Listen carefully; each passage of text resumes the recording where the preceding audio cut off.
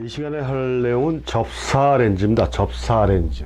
우리가 일반적으로 마이크로 렌즈라고 얘기도 하고요. 마크로 또는 마이크로 이렇게 얘기하는 렌즈가 접사 렌즈죠. 그럼 접사 렌즈는 뭐 특수 렌즈라고도 이렇게 볼 수가 있어요. 일반적인 렌즈라기보다는요. 그게 무슨 얘기냐면, 우리가 일반적인 렌즈는요, 렌즈에 그 초점을 맞추기 위하면 렌즈를 전후진 운동해주는 나선형의 홈이 있는데, 이걸 우리가 헬리코드라고 얘기하거든요. 헬리코드라고 얘기하는데, 접사 렌즈는 일반적으로 렌즈보다 헬리코드가 굉장히 길어요. 이렇게 길어서 렌즈의 전후진 운동의 폭을 넓혀준 렌즈가 접사 렌즈입니다. 그러니까 뭐 다른 기능은 없어요. 그러니까 이 헬리코드를 길게 했다라는 얘기는 대상하고의 렌즈하고의 거리를 좁혀준다라는 얘기거든요. 일반적으로 50mm 렌즈, 소형 카메라 50mm 렌즈의 최단 근접 촬영 거리가 45cm입니다. 45cm. 근데 이 헬리코드가 연장된 접사 렌즈를 사용하게 되면 1:1까지는 아니더라도 아주 작은 대상은 1:1까지는 좀 힘들어요. 그래도 근사치에 가까운 것까지도 접사가 가능합니다. 그러니까 이 부분을 좀 더 쉽게 이해를 할 수 있는 게, 우리가 카메라가 중형 카메라가 있고 대형 카메라가 있고 뭐 소형 카메라가 있는데, 특히 대형 카메라 같은 경우는 이렇게 벨로즈가 이렇게 있어요. 주름막이 달려져 있습니다. 아코디언처럼. 그래서 이런 식으로 해서 이 벨로즈를 좁혔다 넓혔다 해가면서 이 초점을 맞춰주는 거거든요. 그러니까 접사 렌즈라는 건 요게 헬리코드 역할을 해주는 거예요. 요것처럼 이 렌즈의 그 전후진 운동할 수 있는 그 나선형의 홈을 깊게 파가지고 그 렌즈의 전후진 운동. 그래서 접사 렌즈는요, 렌즈를 확 이렇게 돌려보면은 조그마했던 렌즈가 이만큼 커져요. 렌즈가 앞으로 툭 튀어나오기 때문에. 이런 기능을 갖고 있는 게 이 접사 렌즈, 마이크로 렌즈인데, 우리 사람의 눈에 보이지 않는 아주 미세한 부분까지도 아주 극단적으로 묘사가 가능한 렌즈가 접사 렌즈라고 이렇게 볼 수가 있습니다. 그래서 일반적으로 여러분들 같이 이제 사진을 시작하시는 분들이 아름다움에 빠져서 자연 풍경을 주로 많이 촬영들을 하시는데, 이 자연 풍경을 촬영하다가 보면 들로 산으로 이렇게 가다 보면은요, 봄이나 여름에 이런 야생화들이 많이 피어 있는 거를 보고 이 접사 사진에 굉장히 매료되시는 분들도 상당히 많이 있습니다. 근데 그 작은 미세한 부분의 그런 동작이나 이런 걸 살펴보다 보면 우리가 일상적인 생활에서 느껴보지 못했던 그런 아름다움들이 막 보이거든요. 선도 있고 디테일도 있고 이런 것들을 아주 강조시켜서 촬영할 수 있는 렌즈가 한마디로 접사 렌즈다. 그래서 접사 렌즈는 어려운 건 없습니다. 어려운 건 없는데요, 일단 삼각대가 필수예요. 그 무슨 얘기냐면, 심도가 무지하게 낮습니다. 심도가 그냥 일반적으로 낮은 게 아니라 어마어마하게 낮아요. 왜요? 대상하고 아주 극단적으로 근접을 한다고 해서 촬영하는 거라고 그랬잖아요. 심도가 낮은 조건 중에 하나가 뭐가 있어요? 대상과 가까이 한다 그러면 아웃포커스가 된다고 그랬지 않습니까?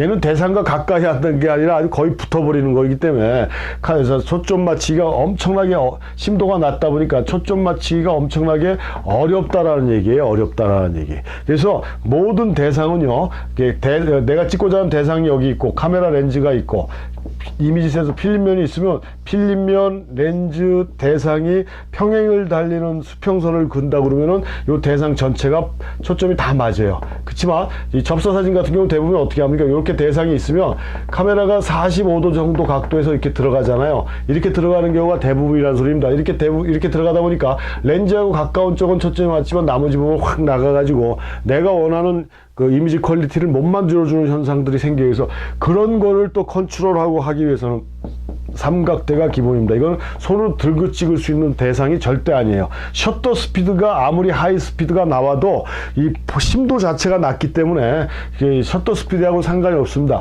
이런 세부적인 것까지도 컨트롤 해주기 위해서는 카메라를 삼각대에 장착을 하고 작업을 해줘야 되는, 그 삼각대에 장착을 한다는 것 자체가 엄청나게 번거로움이거든요. 저도 마찬가지 사진을 오래 했다라고 하지만, 이 삼각대가 항상 촬영 나갈 때 이게 아주 필요하기라, 이걸 가져가야 될지 말아야 될지, 근데 안 가져가면 내가 원하는 사진을 못 찍을 것 같고 해서 거의 대부분 촬영 나가기 전에 망설이는 상황이고, 차에다 싣고 다녀도 차에서 빼서 걸어갈까 아니 놓고 갈까 이거 들고 가면 힘들 건데 라는 이런 막 갈등의 대상이 이 삼각대인데 아무튼 접사 사진은 삼각대가 없어서는 거의 뭐 못 찍는다 좀 약간 과하게 얘기하면 뭐 그 정도로 삼각대는 필수고요. 대상이 워낙 작다 보니까 이 동작이 크질 못해서 움츠리고 찍는 경우가 많아요. 웅크리고 찍는 경우가 그러다 보니까 삭신도 좀 쑤시고 하는 이런 거를 좀 극복하셔야 되고요.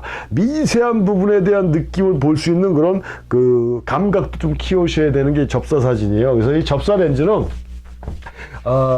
뭐 광각 계열 접사 렌즈도 있다라고 하지만 저는 뭐 실질적으로 본 적은 없고요.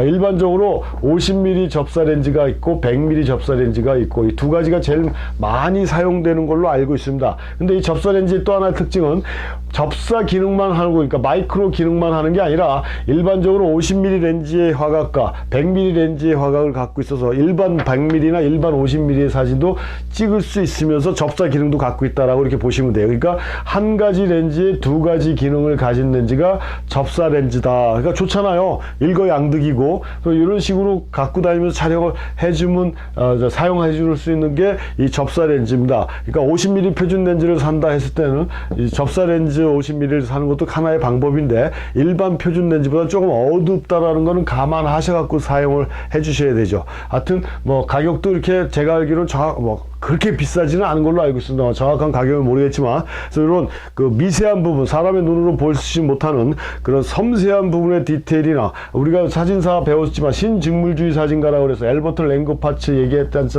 얘기했잖아요. 예술은 예술가한테 맡기고 우리는 사진하자. 카메라가 가지고 있는 렌즈가 가지고 있는 기계적인 기록성을 극대화시킬 수 있는 작업이 실질적인 사진이 추구해야 될 사진의 방향이다라고 얘기했는데 접사 사진 같은 경우가 극단적인 아름다움을 추구하는 이런 사진이다라고 얘기할 수가 있고 그런 파트에 해당된다라고 또 볼 수가 있어서요. 아주 우리가 평상시에 느끼지 못했던 경이로움과 자연의 아름다움과 대상이 지닌 그 독특한 아름다움까지도 표현할 수 있는 게 접사 사진이라 사진의 한 분야라고도 볼 수 있는 게 이 접사 사진입니다. 그래서 이런 접사 렌즈를 이용하면 그런 부분까지도 다양하게 표현할 수 있는 렌즈다라는 것을 이해하시고 선택하는 데 도움이 되셨으면 합니다.